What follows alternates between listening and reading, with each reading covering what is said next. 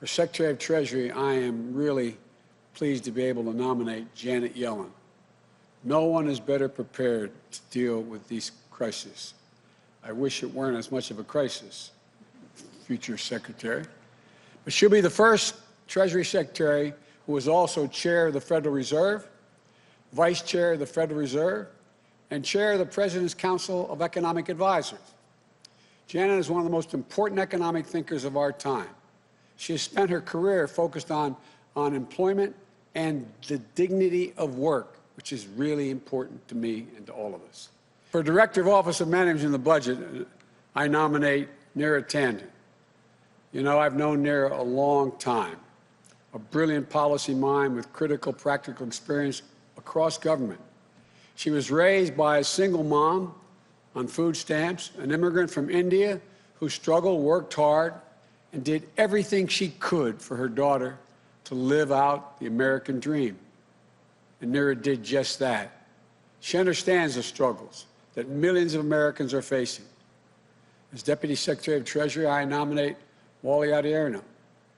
Wally is, you know, Wally, I don't know. I tell you what, Senator Warren really likes you.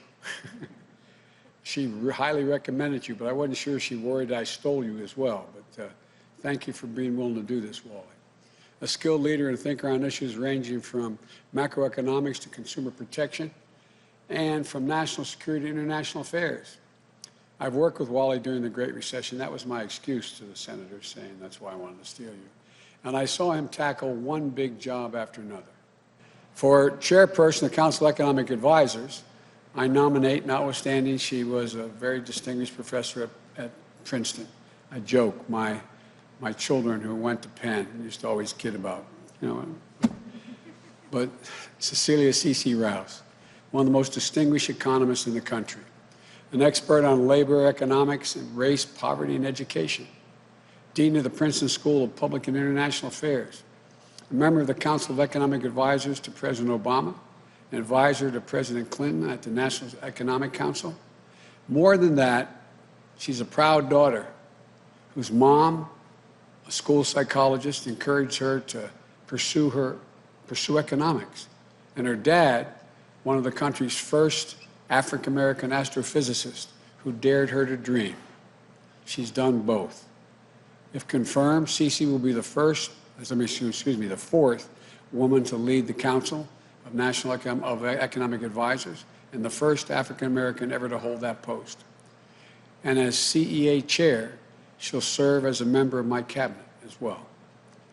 As a member of the Council of Economic Advisors, we also appoint Jared Bernstein, an old friend who's been with me a long time, a brilliant thinker, a quick wit, with a heart as big as his head, and a heart he got from his mom, an educator who raised him correctly.